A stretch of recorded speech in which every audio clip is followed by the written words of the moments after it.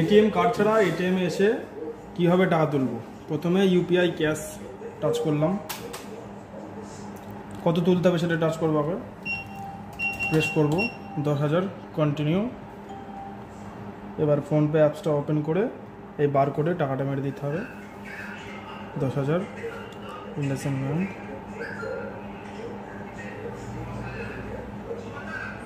Successful হলো। এবার একটু ওয়েট করতে হবে।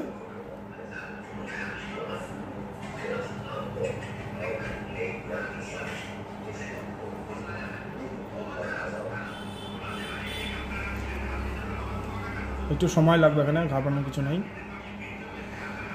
কন্টিনিউতে টাচ করতে হবে।